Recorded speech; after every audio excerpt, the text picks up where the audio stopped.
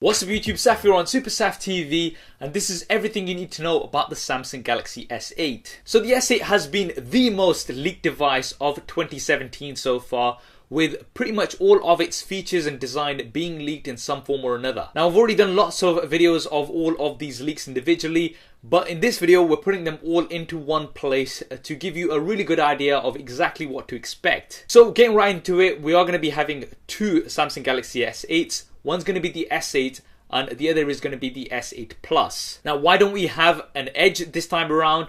Well, this year both the devices are going to have edges. So for the past couple of years it looks like Samsung has been slowly phasing out the flat version for the Galaxy S line, and this is the year when we're going to see the end of it. Now the main differentiating factor between the S8 and the S8 Plus is going to be the display size, the S8 coming in at 5.8 inches and the S8 Plus coming in at 6.2 inches. Now the first reaction is usually, whoa, that's too big when people hear about these sizes.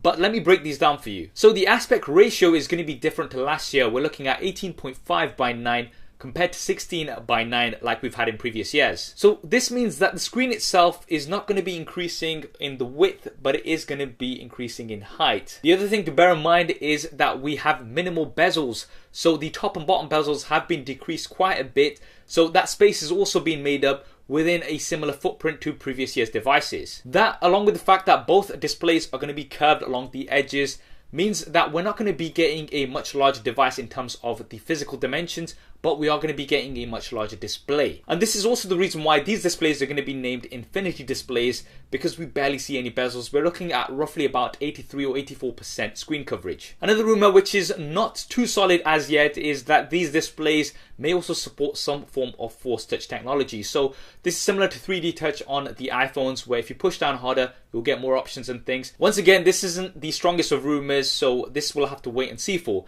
In terms of the resolution, we are going to have Quad HD Plus. The reason why we've got the plus there is because of the 18.5 by 9 aspect ratio, so we are going to be having more pixels in terms of the height. Now what does that translate to in terms of exact pixels? Well, the LG G6 has 2880 by 1440. So based on this ratio, I've done a couple of calculations, and this should mean that we're going to have 2960 by 1440 in terms of the pixel resolution for the S8 and S8 Plus. No 4K display this time, but the Quad HD Plus should be more than enough.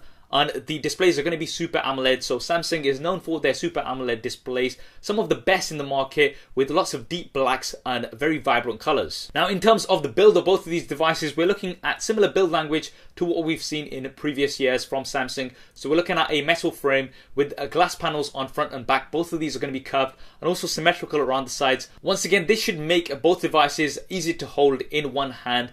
And both are also going to have IP68 water and dust resistance. This is something that we've seen in previous years from Samsung. Now remember, you'll be able to customize the look of the S8 and S8 Plus using a skin from Dbrand, who are our sponsor for this video. S8 and S8 Plus skin pre-orders are already active on the website, and I'll be leaving a link to them in the description below. Now what about the internals? Well, both are likely to be powered by the Snapdragon 835 processor, the latest and greatest, as well as some variants in different markets using the Samsung Exynos 8895. The devices are also likely to be the first commercially available devices with the Snapdragon 835. Apparently Samsung got hold of the Snapdragon 835s before others could get in. This is the reason why the G6 is still with the Snapdragon 821. Now in terms of specifics, the S8s are likely to be around about 11% faster in terms of processing power, 23% faster in terms of the graphics, and 20% more energy efficient. That, along with 4GB of RAM, should make these super fast and snappy. I know lots of people were expecting either 6 or even 8GB of RAM,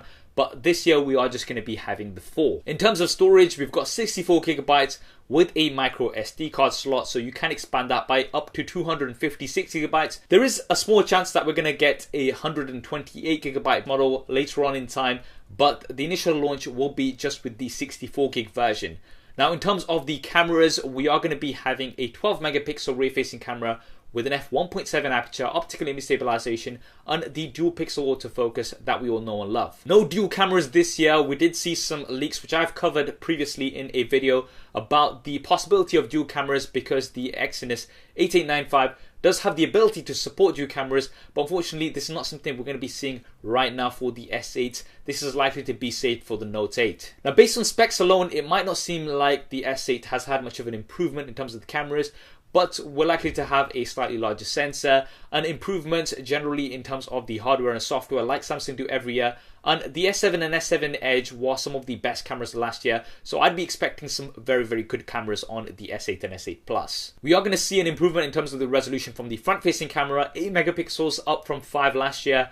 And this is also said to have an f1.7 aperture, so it should be great in low light. For the operating system, we are going to have Android Nougat with Samsung's skin on top. This is something that we always do have. And for the batteries, it's looking like 3000 mAh for the S8 and 3500 mAh for the S8 Plus. There has been a recent rumor that we might get 3250 and 3750, but most rumors are saying 3000 and 3500.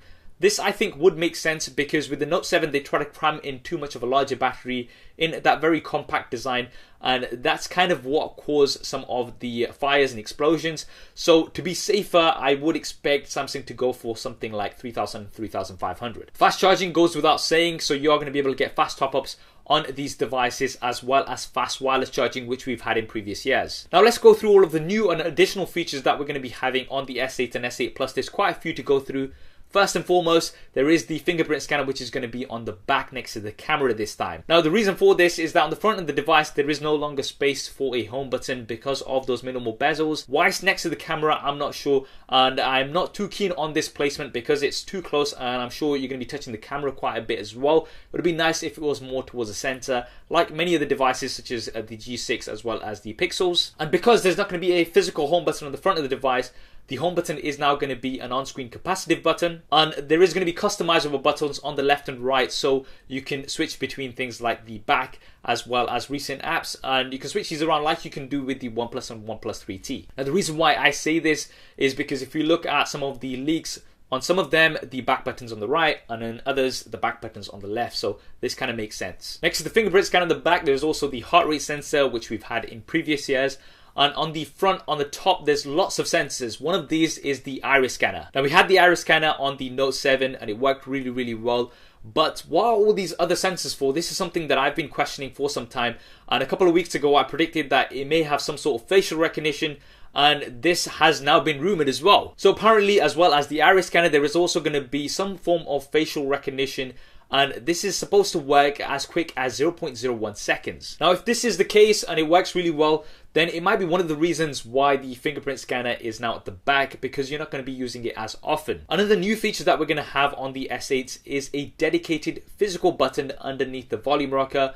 Some are saying that you can customize this for shortcuts and things, but most rumors are pointing towards this being a dedicated button to launch Samsung's very own Bixby AI assistant. Now, this assistant is supposed to be quite advanced, supporting some form of visual search as well. So an example that's been rumored is, say you're out and you're going shopping and you see a product, then you can just press the button and it will visually search that for you on Google or something. So that should be pretty cool. This Bixby assistant, along with that dedicated button, should make Samsung Pay transactions quicker and easier as well. And moving on to the bottom of the devices, the first thing we see is a USB Type-C port, so this has got an upgrade from last year which had micro USB. And as well as that, we do see a 3.5mm headphone jack, so this is not something that Samsung are going to get rid of this year anyway. Now what's interesting is, according to the leaks, we are going to be having earphones inside the box that are tuned by AKG. AKG have a great reputation when it comes to audio, and if this is the case, then we should be getting some very nice earphones out of the box with the S8 and S8 Plus. Now for the speaker, we only see a single bottom facing speaker on all of the leaks.